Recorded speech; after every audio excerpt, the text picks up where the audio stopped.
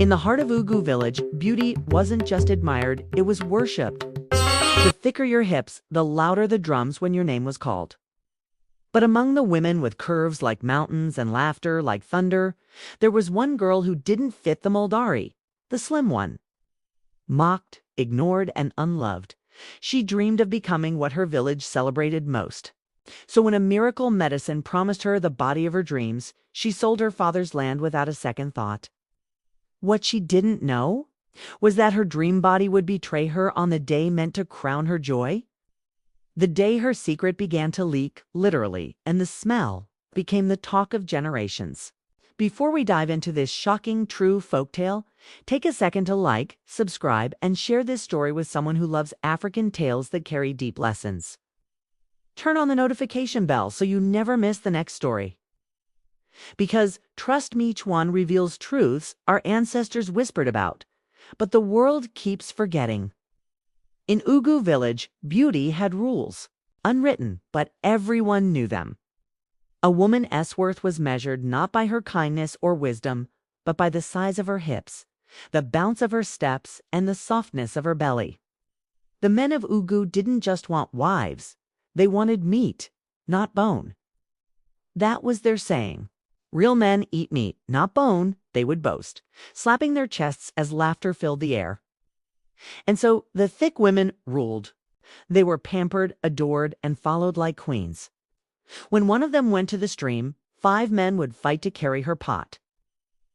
When they walked into the market, traders would rush to gift them yams and oranges.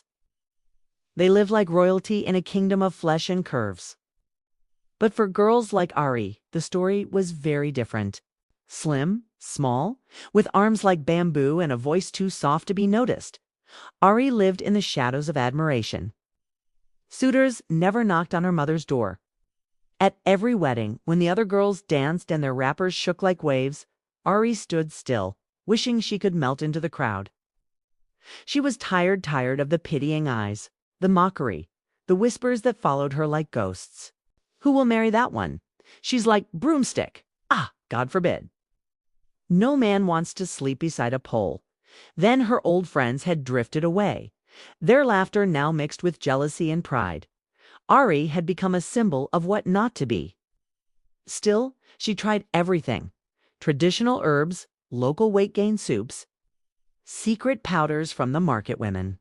She swallowed so many concoctions that she could recognize any by scent, yet her body refused to change. The more she ate, the smaller she seemed. And every time she stood before the mirror, she saw the same thing: a body that wasn't enough. Her mother worried deeply. "Ari, my daughter, maybe it's not your time yet," she'd say softly. But even her comfort began to fade. In Ugu, an unmarried woman at 25 was a burden, not a blessing. So one morning, as the sun poured golden light over the mud huts, Ari sat outside her house with her face buried in her palms. Tears slid down her cheeks like quiet rain. That's when small doctor arrived, the village boy who had left years ago to study in the city. He was no real doctor yet, but he called himself that proudly. People trusted him for his city knowledge and his bag of medicines. He saw her and sighed. Ari, still worrying about this weight. She nodded, unable to speak.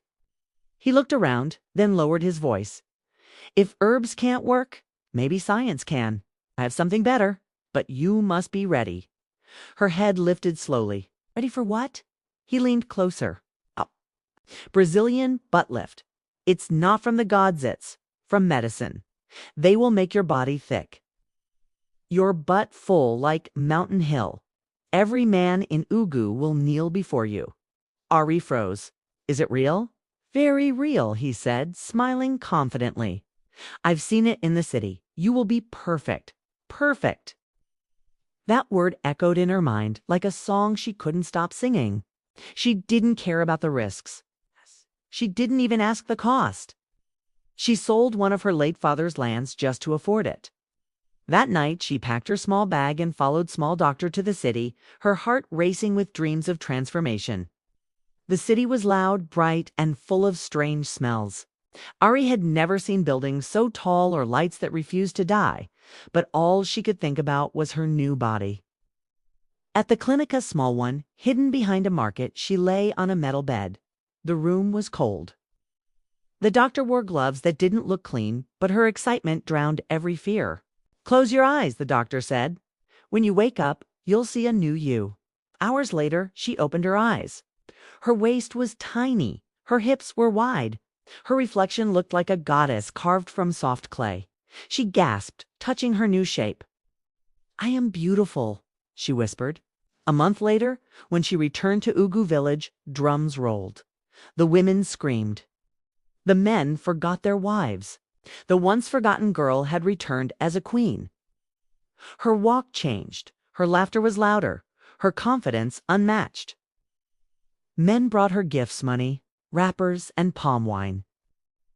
Even the richest man, Akko, sent word that he wanted her hand in marriage. Ari finally had everything she had ever wanted.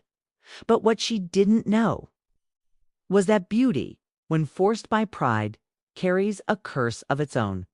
And that curse was waiting for her on her wedding day. The whole village of Ugu was alive that morning. Drums beat like thunder. Women's ululations filled the air. It was the wedding day of Ari, the girl who had once been mocked as a broomstick, but now carried the biggest hips in all the land. From the trees to the rooftops, everyone wanted to see her. The transformation was still a mystery to many. Some whispered she used medicine from the city. Others swore she had bathed in river charms. But whatever it was, Ari had become the woman every man desired and every woman envied.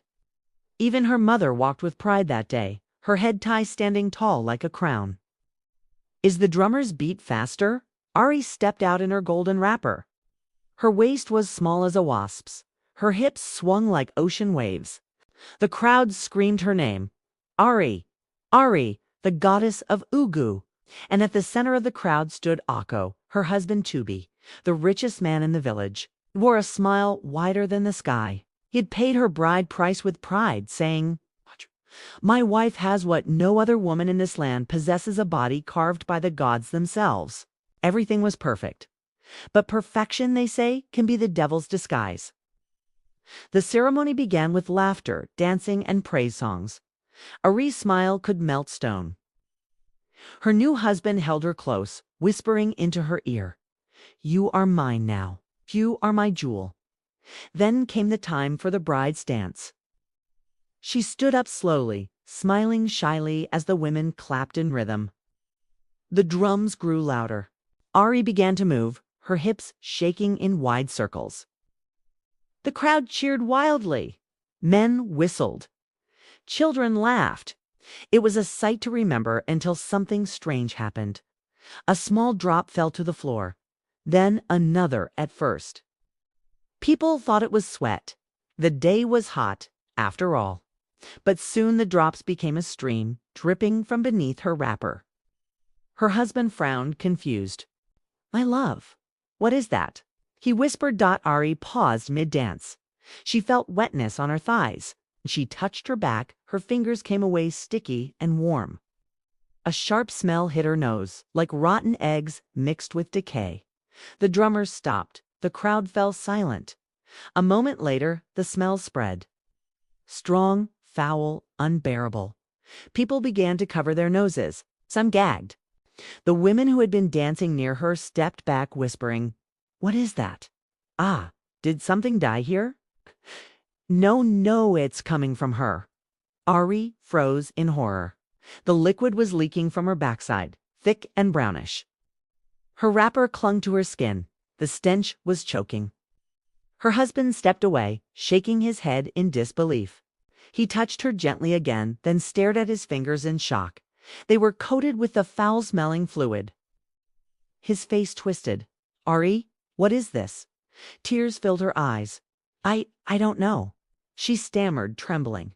But deep down, she did. The memory of that unclean clinic, the dirty gloves, the smell of chemicals, it all came rushing back. Before she could explain, Akko shouted, "I cannot marry this. Smell this thing, it is not human."